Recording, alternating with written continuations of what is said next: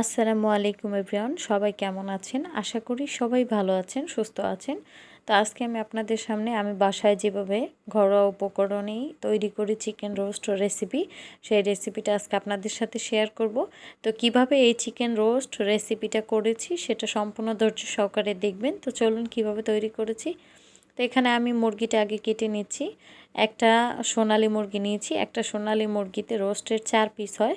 তো 4 পিস মাংসই নিয়েছি আমি, লেগ পিস দুটো এবং বুকের মাংস দুটো। তো মাংসগুলোকে এখন আমি একটা স্টিলের প্লেটের ভিতরে নিয়ে কাঁটা চামচ দিয়ে এটাকে ভালোভাবে ছিদ্র করে নিব। এতে করে রোস্টের ভিতরে যে মশলাগুলো এটা ভালোভাবে যাবে এবং খেতে দারুণ লাগবে। আর যদি কাঁটা চামচ দিয়ে কেচে না নেই তাহলে মানে ভিতরে মশলাটা প্রবেশ করতে পারবে না। তো এই জন্য আমি একটু কেচে নিচ্ছি কাঁটা চামচ দিয়ে। আপনারা চাইলে কাঁটা চামচ দিয়ে একটু কেচে নেবেন, তাহলে কিন্তু রোস্ট খেতে দারুণ লাগবে। তো যে যেখান থেকে আমার ভিডিওটা দেখছেন, দেশ এবং দেশের বাহিরে যে যেখান থেকেই দেখছেন, ভিডিওটা ভালো লাগলে ছোট্ট একটা লাইক দিয়ে দেখা শুরু করবেন এবং যদি কোথাও ভালো লেগে থাকে তাহলে লাইক দিয়ে কমেন্ট করে যাবেন। তো আমি এখানে রোস্টে এখন একটু লবণ মেখে রেখে দিচ্ছি। লবণ মেখে রেখে দিলে মাংসের ভিতরে লবণগুলো ভালোভাবে যায় এবং খেতে দারুণ লাগে। মাংসের যদি লবণ না হয় তাহলে কিন্তু খেতে ভালো লাগে না। তো এখানে আমি 2 টেবিল চামচ আদা এবং রসুন বাটা নিলাম এবং এখানে দিয়ে দিচ্ছি 1.5 টেবিল চামচের মতো বিরিয়ানির রোস্টের যে মশলা, রাঁধুনি রোস্ট মশলা, সেই গুঁড়ো নিয়ে নিচ্ছি। সামান্য একটু হলুদ এবং সামান্য একটু লাল মরিচের গুঁড়ো দিচ্ছি রোস্টে, যাতে সুন্দর একটা কালার চলে আসে। তো এখানে সামান্য একটু পানি দিয়ে মশলাটাকে ভালোভাবে আমি এখানে একদম ম্যারিনেট করে নিচ্ছি। এখন আমি এই মশলাটাকে যেটা গুলিয়েছি এই মশলাটা রোস্টের উপরে দিয়ে ভালোভাবে এটাকে হাতের সাহায্যে ম্যারিনেট করে নিয়ে 30 মিনিটের মতো রেস্টে রেখে দিব। আপনারা চাইলে এটার সাথে টক দই ব্যবহার করতে পারেন, টক দই না থাকলে একটু লেবুর রস চিপে দিতে পারেন।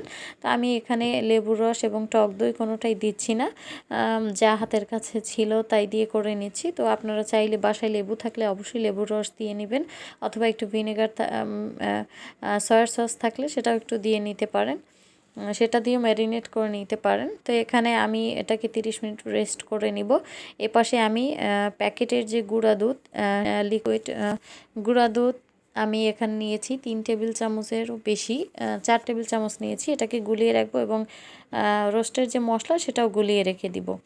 তো এখন আমি এটাকে রোস্টগুলোকে ডুবো তেলে ভেজে নিচ্ছি। একটু তেল দিতে হবে, মোটামুটি মিডিয়াম বাদামি কালার হয় এরকমভাবে মিডিয়াম টু আছে পরে ভেজে নিতে হবে, কারণ রোস্টটা ভাজার ভিতরেই টেস্ট। একটু বেশি ভেজে ফেলেন সেই ক্ষেত্রে দেখা যায় রোস্টের মোটে একটু ভেজে নিতে হবে, যাতে বেশি টাইট করা যাবে না, ভেজে নিতে হবে। তো রোস্টটা ভাজা হয়ে গেলে আমি একটা একটা করে তুলে নিব। তো এখন আমি প্রত্যেক পিস তুলে নিচ্ছি। দেখে বুঝতেই পারছেন যে রোস্টটা কিভাবে ভেজে নিয়েছি। অতিরিক্ত বেশি ফ্রাই করা যাবে না, তাহলে কিন্তু রোস্টের সাথে রোস্টের যে ভাজা তেল সেই তেলের ভিতরে পেঁয়াজ কুচি দিয়ে দিয়েছি। পেঁয়াজটা যখন একটু কাঁচা স্মেলটা চলে যাবে তখন আমি এ পর্যায়ে দিয়ে দেব কিছু এলাচ এবং এটাকে দিয়ে সামান্য একটু পানি দিয়ে দিব। এর সাথে মশলা অ্যাড করে দিব 2 টেবিল চামচ আদা এবং রসুন বাটা, সাথে দিয়ে দিব লিকুইড যে মশলাটা, রোস্টের যে মশলা সেটা আমি গুলিয়ে রেখেছিলাম। তো এরপরে এই মশলাটাকে ভালোভাবে সামান্য পরিমাণ লবণ দিয়ে দিব এবং 1 টেবিল চামচ দিয়ে দিব চিনি। চিনিটা অবশ্যই স্বাদ বাড়ানোর জন্য হাফ টেবিল চামচও দিতে পারেন। আমি এখানে 1 টেবিল চামচ চিনি দিয়েছি। মিষ্টিটা যার যার স্বাদ অনুযায়ী বাড়িয়ে কমিয়ে নিতে পারেন। এরপর মশলাটা যখন হয়ে যাবে এ পর্যায়ে আমি চিকেন ভেজে রাখা রোলগুলো নিব, মিডিয়াম টু লো আছে। তো অবশ্যই রান্নাটা ধৈর্য সহকারে করবেন, তাহলে কিন্তু একদম রেস্টুরেন্টের থেকেও সুন্দর হবে বাসার রোস্ট। অতিরিক্ত মশলা অনেকেই বাদাম বাস্তা অনেক কিছুই ইউজ করে, এত কিছুর প্রয়োজন হয় না, ঘরোয়াভাবে তৈরি করবেন। তো এখানে আমি গুঁড়া দুধটা দিয়ে দিলাম। গুঁড়া দুধের পরিমাণটা একটু বেশি দিবেন, তাহলে খেতে কিন্তু টেস্ট হবে। কিছুই মানে খাওয়া ঠিক না অতিরিক্ত মশলা দিয়ে। এভাবে সিম্পল মশলায় আপনারা অনেক ভালো একটা রান্না করতে পারবেন। আমি খুব সহজেই দেখানোর চেষ্টা করেছি, আমি যেভাবে রান্নাতে শেয়ার করলাম। তো এখন আমি পরিমাণ মতো পানি দিয়ে দিয়েছি, যতটুকু আমার প্রয়োজন। তো এই পানিতেই আমার কিন্তু কমপ্লিট হয়ে যাবে। সাথে 2টো কাঁচামরিচ দিয়ে দিলাম, কাঁচা দিলে ভালো একটা স্মেল চলে আসে। তো এরপরে আমি রোস্টটাকে উল্টে 5 মিনিটের মতো রান্না করব। একদম 5 মিনিটের মধ্যেই কিন্তু কমপ্লিট হয়ে যাবে, মিডিয়াম টু লোটা করব।